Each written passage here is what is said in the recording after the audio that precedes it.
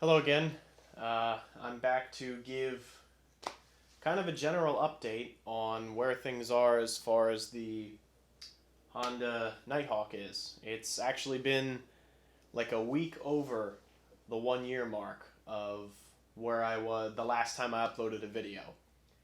And I have done some things in that time. I was finding that always doing the recording of everything that I was doing. If it was working here on the bench, if it was working over on the side, you can see I've added this wonderful door on top of sawhorses to make a table.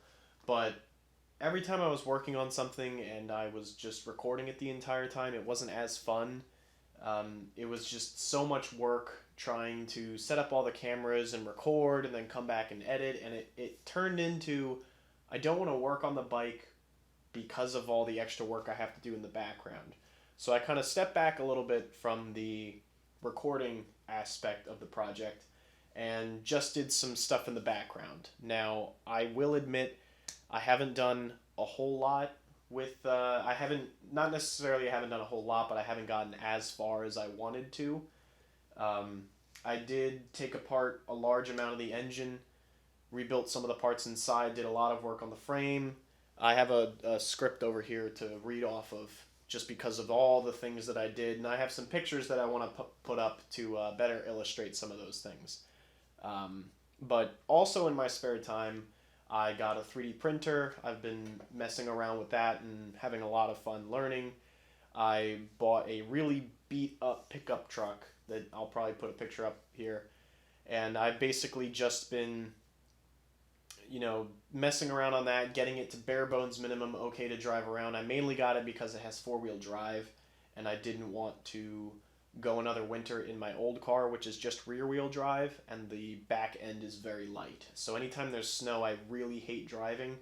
But now that I have the truck, I'm a little bit more confident. Not 100% obviously because it's a pretty beat-up vehicle. But now that I have that, and I've got that for the most part squared away, there's still some engine bearing noise, weird sounds that I hear underneath that I need to definitely take care of. But a lot of work went into that as well, getting that up and running. But over the past year, I wanted to review the different things that I've done. One of the main things that has prevented me from going forward in the past was there was a lot of rain that we had, and I had to do a lot of painting. And now that it's cold, it's very difficult to paint outside because then I have to bring everything inside, and I don't want the smell of everything getting in here.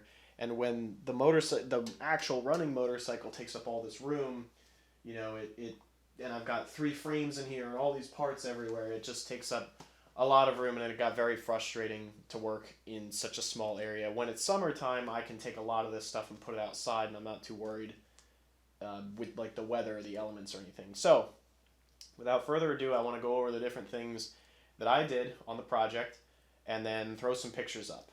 So, a couple different things that I did. I'm trying to look around if I have one handy, but I polished a lot of the chrome and aluminum parts. Um, I used my grandfather's, I think it's like an angle grind, not an angle grinder, but a benchtop grinder. I got a small buffing wheel for that, and I was using that to buff all the parts. I did sorry, sometimes I can't even read my own writing, but the horn was all cruddy and messed up, and so I buffed that and cleaned that up. He's all happy. The rear fender bar was extremely dirty, extremely grimy, so as I was working through that piece, actually, my grandfather's benchtop grinder really couldn't keep up with it. There wasn't a lot of space to get around, not a lot of, freedom to move around the buffing wheel. So a couple more things that I did on that grinder before I switched over to something else was I did the side view mirrors, and I did there's a little Honda badge that goes on the front of the motorcycle. I think the horn mounts right behind it. There is some side view, or not side view, but side kind of reflectors on them. So after I started getting to bigger pieces like the front gauge display and the side, what do I call them? The side Fender Bars. I realized I needed a lot more freedom of movement around the buffing wheel. So I went to Harbor Freight, which I both equally enjoy and don't enjoy shopping at. because they take all my money. But I bought a Harbor Freight buffer, which I think I have a picture of, and it's got a lot more space to move and maneuver pieces around when you're cleaning. So I actually have this right here. I can show you, but I cleaned up and then had to paint the headlight because if you look at the underside of it, it was all rusted. So what I did was I cleaned and buffed this all up, and then I took rust inhibitor and painted it on, and then put a clear coat on top of it. So I did try and make it a little symmetrical just so it doesn't look like there was only, rust inhibitor on one side and not the other. So it should at least hold up for a little bit. It's obviously better than what was on there before. Let's see. I did eventually buff those side fender bars. Those were in really bad shape as far as the corrosion that was on them. I think some of these parts are aluminum, so if I was ever sanding, I made sure to wear a face respirator so I didn't breathe any aluminum dust. The carburetor, it's a 4-barrel carb. It was very, very grimy, covered in dust and corrosion and just oil and grime and stuff. So I cleaned all that up. I took them apart and I cleaned up the inside. I didn't do any carb rebuilding because everything seemed to look in good shape. Though if I do need to, I will probably regret taking it apart later to change out like the needles and floats and everything like that. But that's a story for another day. So I cleaned all that out. I drained all the fluids inside of the forks and then refilled the fluid, so that's all happy. Trying to torque down the bolt on the top of the I'm looking at them right now, but trying to torque down the bolts on the bottom of the forks was a little difficult because you have to hold the fork steady, the actual rotating piston, while you tighten this and torque it down to a specified value. I don't remember what it was, maybe 40 or 50 foot-pounds, but you can't get a good grip on it, and you don't want to put a pair of pliers on it because then you'll score up the piston and it'll mess itself all up. So I actually took like a rubber filter wrench that you can wrap around it, and I just held that as tight as I could, and I was able to get enough torque to torque those down. And then I also polished the forks. The forks there was some surface rust on it, so I just took very, very fine sandpaper and went up and down that. I did a lot of cleaning and sanding and painting and sealing of some plastic parts. I do have the side fender pieces that I still need to clean up. I did reach out to a very helpful person on eBay who remade me all the decals that need to go on the side fender pieces, as well as the decals for the gas tank. So big thank you to that person. I did buy an engine rebuild seal kit that comes with all the gaskets that you need. It comes with your exhaust seals on the back side of the engine that you can't see, but that was actually a little more expensive than I wanted. It came from, I think, the Netherlands, because I think over there is mainly where the bike was the most popular, so obviously all the rebuild materials are mainly over there, which we'll get to, unfortunately, here in a second. So I bought that kit so that when I took apart the engine, I had all the seals I needed. I didn't need to browse around for one specific seal. I would just have all of them. I did look inside the engine when I was rebuilding it, and everything inside, like the bearings and everything, looked great. You can't really even get the bearings for this anymore, so I didn't want to tear it apart and then have to replace a bearing but not have it, so I figured whatever condition it's in is going to be the condition it's in. I did take off the valve header cover. I don't know what you necessarily would call it. It seals the camshaft in. I took that off to remove the cams. The cams were in very good shape. I was very surprised there's no bearings around the cams. It's just, I guess, stainless steel, and stainless steel maybe because it has a lot less torque involved than like a big V8 engine or something. I then separated the valve body from the top of the engine. And if you look at the top of the pistons, they're very, very dirty. I don't know if that's just because they sat for a long time and oil settled and then dried up, or if there was just a problem inside the engine. The sidewalls were in decent condition. There was one area where you could feel with your fingernail there was a very slight score, but nothing I was terribly concerned about. I did hone out those pistons. I'll show a picture of that later. The worst part that I think was my big kill to my motivation on this project was I broke a piston ring. I don't know where it is, but I broke a piston ring, and trying to find the piston ring, a new piston ring for these engines, is basically impossible. You can buy them, but it's like $50 for a single ring. Not even a set, but a single ring. I called piston ring manufacturers to try and see if they could run me like a small run and how much it would cost, and it didn't make a lot of sense. I tried looking up, if I could buy a thicker piston ring and sand it down, and that just wasn't going to work. I talked to a couple of people on that, and while it's probably possible, I don't really have the equipment to do that here. So, after breaking that piston ring, what I decided to do eventually was I just bought a used set of pistons on eBay, and they came with the piston rings, and then I just installed the broken piston ring on there. I removed the broken piston ring and put the new one on. After I did some of that stuff, let's see.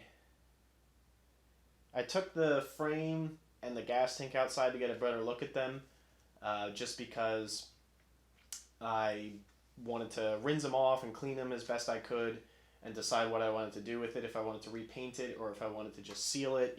I couldn't decide at that time. Around that time, I took a trip out to California, which I'm going to show some pictures of. I took a golfing and motorcycling trip.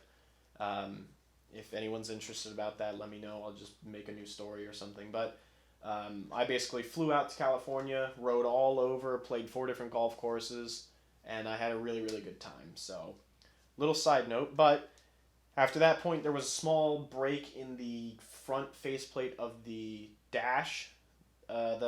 Sorry, not the dash. These bikes don't have dashboards, but the gauge front faceplate. There was a part that was not all the way up. It was cracked, so I had to rebuild it by melting plastic, and now that's all happy. Sorry about that. I think my camera ran out of memory, but anyway, so lots of cleaning and painting parts. That would involve like sanding down to the bare metal, putting a coat of primer on, sanding that down, wet sanding, making it nice and smooth, and then base coat, clear coat. The clear coat, it's not like the perfect like 2K clear or whatever it's called that you can use on automotive where it's a perfect mirror finish, but for the purpose of this project, not museum quality, I think it works really well. At this point, I took there was a frame fork castle nut that you needed a special socket to take out, and I actually took an old socket, or actually I went out and bought a socket and then brought it back, and I grinded out channels in it to make the proper tool to take it apart. And that helped out a lot. That saved me probably $50 over buying the actual tool that you're supposed to use to take it out. I then honed out the cylinders to get a nice crosshatch pattern that I was very satisfied with. I think now I know like the right speed and the pressure that you need to use when you've got your grinding stones that you're honing out your pistons with. So I was very happy about that. I did eventually reinstall the piston rings, put some assembly lube on around the piston rings, and then with my friend reinstalled I don't know if you can see, but reinstalled the cylinder onto the tops of those pistons. So I should probably take a look at that, but I'll look at that later. So all the cylinders and the pistons are all reinstalled, not taking that part back apart. Otherwise, I would have to split the case and all that stuff, and I'm not going that far into the engine. But after that, I drained all the gas from the gas tank. I still had all the gas in this tank. It was sitting over on the side of the shop, so if I ever had sparks or anything land on it and it ignited, oops, but didn't have any issues. So I drained all the gas out of the gas tank using a siphon that I actually usually used to siphon water out of my trunk in my car because it had holes in the trunk, and now I could actually use it what it was meant for. Then I took the gas tank and I used paint stripper, scraped off a bunch of paint, sanded a little bit, paint stripper sanded, and got everything taken care of. Now the gas tank is down to bare metal. There is still a little bit of rust, so I have to fill in some holes and then rust inhibitor and then clear and all that stuff. So gas tank is clean on the inside, surprisingly. I do have it taped up, so hopefully no moisture gets in, but it's pretty clean on the inside. And then I just have to fill that hole and paint it. It's taking a while, as you can see, but I did do stuff. But sanded and painted the frame. I do have a side-by-side shot of what the frame looked like before and after, and then what it looks like next to one of the old frames. I have the newer frame over here on the side. It's kind of just hanging out until I can. Right now, it's just got, I think, 3 or 4 coats of rust inhibitor on it, and then I need to do the actual black paint and then clear and seal that up. Then the last thing that I did was the valves in the valve body. So the valves were all old and crusty. I think there was some tarnishing or something had happened with them. Maybe one of them wasn't sealing very well, I think on the exhaust side. So what I did was, with a friend, I took that all apart and then found out that a couple of the seats didn't really look all that good. So I took some valve grinding compound and, the wooden dowel, and ground those two. I have some pictures here of what the surfaces looked like. I think they look fine. My friend, who said he worked on, cars back in the day, said this is more than he and his father did back in the day, so I'm pretty satisfied on how they look. And then reinstalled all the valves, which, make sure you keep track of all your parts. You want all your valves and all the parts and springs that come with them back in the same bags and then back in the same holes that they came out of, because of just the way things wear inside. New valve seals went in. And the valve body is somewhere around the corner over there. So that still needs to get reinstalled on top. And then the timing chain of the camshafts can go back in. And once I polish and clean up the valve cover, basically the engine is done. I did buy new clutches. I haven't installed them yet, but I did buy a clutch pack so that I can install. I don't know if I have to, but I figure, it's from 1983, so what is that? 36 years old, so it's probably time to change the clutches. But anyway, I just wanted to give you an overview of what I've done so far. I haven't forgotten about the project. It's just, like I said, the always editing the footage and setting everything up and getting everything ready was just taking away from the enjoyment of the project. And I did get other hobbies, like I said, the 3D printer, the truck. Work was really busy. So I think I always say if I had more space, I'd probably be more inclined to come out here and work. But, sometimes that's just not true. But I do have a family curse or something. I know my father was talking about it to me on the phone the other day, but we are the kings of starting projects and never finishing them. And I would really, really like to see this project to its finish. So I think the goal is to ride this bike this summer, and I just need to make sure I keep motivated. I did, start exercising and stuff and taking new vitamins, and that's helped a lot with my energy levels, as far as, I used to come home from work and just immediately go to sleep. So that has definitely gotten a lot better. I want to keep my motivation and my momentum going so that I can, finish this project and not have it take 5-10 years to finish. I would definitely like to see this project finish. So anyway, that's a small update that I have. I would like to keep working on other projects as well in the background. I know I always love watching or making different video game videos and stuff like that. Maybe some videos on 3D printing, things that I've learned, things that I can help other people with. Maybe even some radio stuff, some videos on the truck. If you guys want to see maybe a series on the truck or the other car, just let me know. I definitely have enjoyed working on them over the years. And that's basically all I got. So thank you for tuning in for an update video. And hopefully again sometime soon, not a year later, but I'll make another video of different updates that I've made and some footage of maybe some of the restoration. So thank you again, and look forward to the next one. Bye, guys.